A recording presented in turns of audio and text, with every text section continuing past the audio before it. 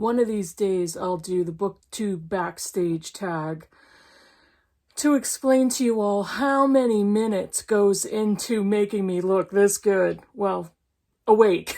I should say awake. Hi Booktube, it's Kim at middle of the book march. This is my bookish week for February 13th, 2021. It's been a good reading week. I actually finished 3 books, not read, finish. These were in the works for a while, so again, as I disclaim in most of my bookish week videos, I don't always read 3 books in one week, but because I have quite a few on the go at any given time, I do often finish 3. So let me tell you what they are. First one's going to be really fast because I am judging the Booktube Prize for fiction. I forget which group I am. I think G or H or one of those. Doesn't matter. Because I read one fiction book, and it's this one, and I'm not going to tell you what it is. But I did finish that. And I am currently reading this one. Not going to tell you what that is either. And I have a third that I've read before, so I don't have to reread that one. And yeah, so this is the octo-finals of the Booktube Prize, and I was assigned fiction this go-around. I think I volunteered for either, pretty much wherever Robert needs to plug me in. So we'll see. I don't think I'm going to judge every round. That would be quite a bit. I've done it in the first year I did that. It was quite a bit, but it was awful fun because I discovered all kinds of books that I really enjoyed. So the other book that I finished is Zadie Smith's Intimations. It's a very slim essay collection. And this was published last year in 2020, immediately after the beginning of the coronavirus pandemic fiasco and towards the end of Trump's presidency. So in the very few essays that she puts in this collection, she talks a lot about her and her family's activities surrounding the coronavirus and lockdowns. She does mention some politics here and there, not too heavy on that. And again, the collection is very short. It's only around 90 pages, I think, if that. It's an essay collection, so it wasn't like, it didn't blow me away. It was okay. And there were some essays I liked more than others. The one thing I did admire was the proceeds of this short book she was giving to charity. So, I read Zadie Smith's White Teeth and loved it. I thought for a debut novel it was spectacular. And I have several of her other books that I haven't read yet, her other novels. I was not thrilled with this one. There's an essay where she discusses privilege, and she recognizes it, but the majority of the essays, in my opinion, are written clearly from a woman with a lot of privilege. So I'm not sure if she meant to put that tone out there or if it just kind of bleeds through her writing. So I wasn't crazy about it. It's okay. It's fine. A book I did finish in love was Ruth Bader Ginsburg's My Own Words, and I read this on audio. I cried in the beginning because on audio you hear her voice. There are snippets of recordings. So in the audio, Ruth Bader Ginsburg narrates the preface, and throughout the book there are snippets of recordings of her. There are speeches, lectures. There are court decisions that she wrote and dictated. So there's so many audio recordings of her voice. And there's one recording of Martin Ginsburg, her husband, or as she called him, my life partner, and they were married for 56 years. I'm going to quickly read you some of the chapter headings. Part 1 is Early Years and Lighter Side. She was an editor for the school newspaper. She was born and bred in Brooklyn, New York, and she missed her high school graduation because her mother passed away from cancer, either on that day or a day or two around her high school graduation day. So she was not able to march at her high school graduation. She was the younger sister. Her older sister died at the age of 6 from meningitis, so she became an only child. And her parents were devoted to her, raised her as a girl in the 50s to believe she is meant to do whatever she aspires to. She was smart. They encouraged her studies, her education, her aspirations, and her goals. And that's how she grew up. She was a brilliant student. Let's see. Our People, Wiretapping, Cure Worse Than Disease, Marty Ginsburg's favorite subject. Her husband's name was Martin. He was a tax attorney. And there was a very animated speech of his where he talks about tax law, and it was pretty funny. Let's see. Law and Lawyers in Opera. Some of the fun facts about Ginsburg are that she and Justice Antonin Scalia, along with their partners, were best friends, and they spent every New Year's Eve together. They were both passionate fans of opera, and there was an opera written about the two of them and their relationship, and it was hilarious. She talks about the lighter side of the Supreme Court. She uses the words collegial and the collegial atmosphere, and she was all about that. She was about being part of a team, part of a partnership, part of a group of people who, whether they agreed or disagreed, were in this together, and they were deeply respectful of each other. They liked each other. They liked eating meals together and having conversations, all of it. And she makes a lot of processes of the Supreme Court very clear and transparent in this book. She does a lot of explaining, which is fascinating for the general public to understand how the Supreme Court works. And part 2 is tributes to waypavers and pathmakers. She talks about a lot of women trailblazers.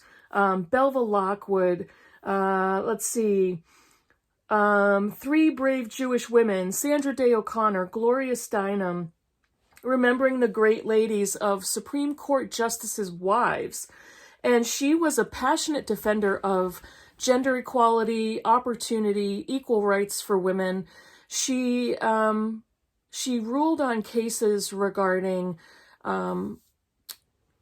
equal payments for Social Security, equal opportunities in the workplace, sexual harassment law. There was so much that she was involved in, and such a staunch and passionate supporter of women's equality and women's rights. There is a section where a judge becomes a justice, where she is nominated by President Bill Clinton for the Supreme Court. There's her acceptance speech in the Rose Garden. There is the court proceedings of her appointment in front of the Senate.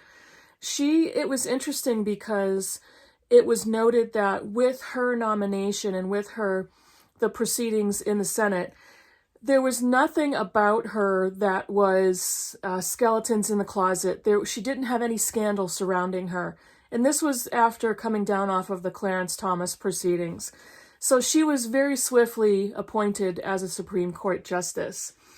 The last half of the book, probably, maybe the last third of the book, goes into a lot of detail about court proceedings, court opinions, how the court works and how it operates, the different dissenting opinions that she wrote, how it works when a justice dissents to a general opinion, the different other justices that she teamed up with as far as the liberal judges versus the conservative judges.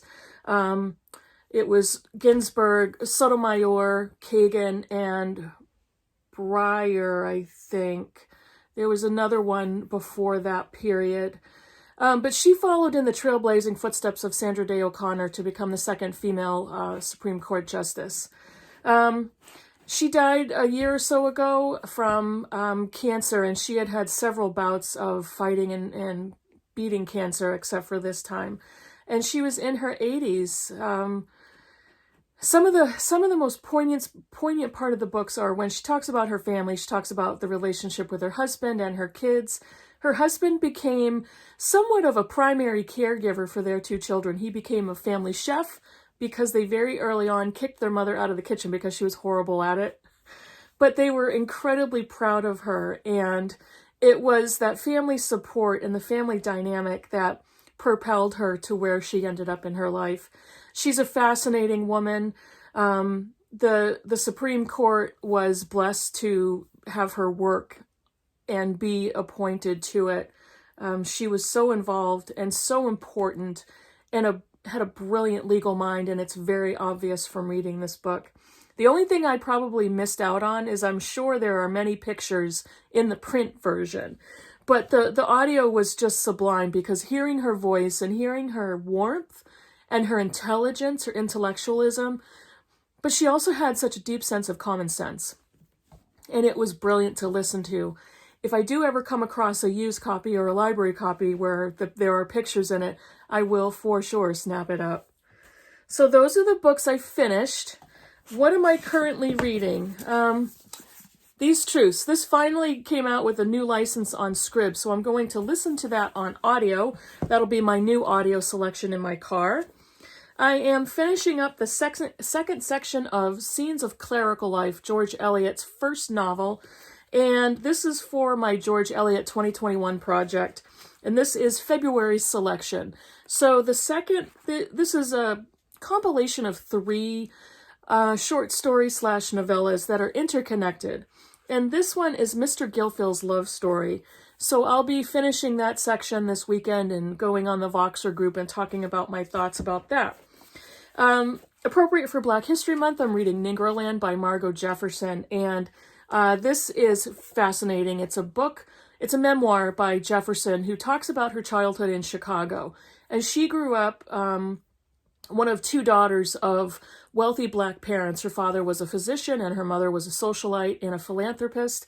And it's just fascinating to read that perspective of her and her life, and how she grew up as a Black girl and how she grew up with wealthy Black parents, the neighborhood they lived in, her father's business colleagues and her mother's associates, but they still dealt with being Black in a predominantly white-ruled society.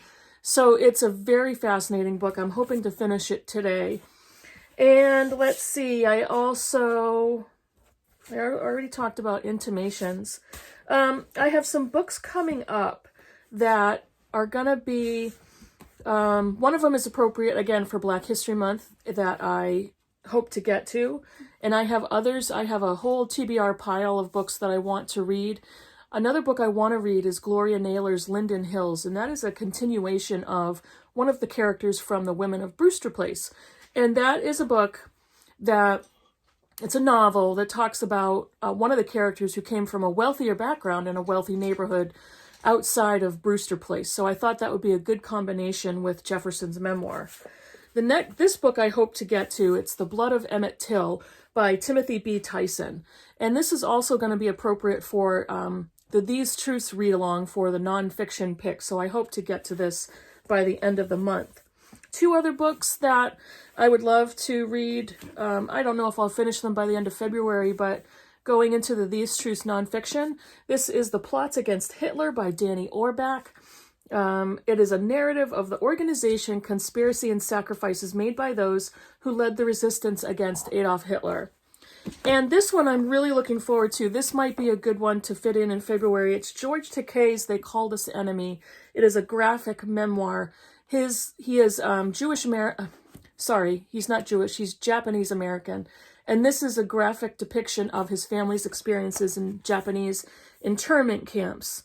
In 1942, at the order of President Franklin D. Roosevelt, every person of Japanese descent on the West Coast was rounded up and shipped to one of 10 relocation centers, hundreds or thousands of miles from home, where they would be held for years under armed guard. Many Japanese people were Japanese Americans born in the United States, in California, and they were still rounded up with their families and sent to internment camps. So this is, again, graphic memoir. Been really looking forward to this one, and it also fits into the These Truths read-along section. That is it for my bookish week for currently reading, for books that I finished. Oh, you know what? The other book that I'm currently reading as a read-along is Cranford by Elizabeth Gaskell. This is the dream team of booktuber readathons. This Voxer group is compiled of Hannah from Hannah's Books, Roz from Scallydandling About the Books, and Sarah from Hardcover Hearts. How is that not a dream team of women readers? And we're about a third of the way through Cranford, and I absolutely love the novel. It is a beautiful Victorian novel. Elizabeth Gaskell was a Unitarian and passionately involved in social justice, and Cranford is a story of a town named Cranford, predominantly populated by women. And it's such an interesting perspective. Victorian England, English convention, and, you know, what happens when a few male characters enter the narrative. It's a beautiful book. I'm loving it and loving talking with these women on Voxer about it. There were three books that I wanted to show you that I acquired this week. I, once in a while, will enter a Goodreads giveaway, and very few times do I win them. But so far I've won 3. The first one was a big old bust. It was a DNF. I hated it. This next one I just received after months of waiting, and it is White Ivy by Susie Yang. It is a thriller novel. Ivy Lynn is a thief and a liar, but you'd never know it by looking at her. And this is actually the ARC copy, even though the book is already out. So I get that one last week for free. I'm still waiting for my 3rd book, which I am really excited about, but I'm not going to show you that until I get it. And my Book of the Month Club pick was Infinite Country by Patricia Engel. And this is, Talia is being held at a correctional facility for adolescent girls in the forested mountains of Colombia after committing an impulsive act of violence that may or may not have been warranted. She urgently needs to get out and get back home to Bogota, where her father and a plane ticket to the U.S. are waiting for her. If she misses her flight, she might also miss her chance to finally be reunited with her family in the North. Yeah, this was my Book of the Month. And this one was a bargain purchase, yes, from Amazon, and I think it was $3.19 in hardcover. It is, I believe, one of the non-fiction selections for the Booktube Prize, but I am not reading it. This is Jonathan Bates' Radical Wordsworth. It is the poet who changed the world. This is, look at this hardcover book. And it has the pictures in the middle, which I love, in color. You know, the only thing, it doesn't have deckled edges, but hey, you can't win them all, right? So $3.19 in hardcover, and immediately snatched it up. And the only reason I knew about that was because of our Voxer group for these truths. There are so many women on that group that said, this is on Amazon for $3.19. So grab that very quickly. So that is it. That's been my bookish week. It's a nice day. Hopefully I get outside, force the child and the dog to get out in the snow, hopefully get some vitamin D. And that's about it for me. Let me know what you think of any of the books I talked about. Yeah, and I'll see you next week, I think, in the next video. Write a comment down below, and I'll see you in the next one. Bye, everybody.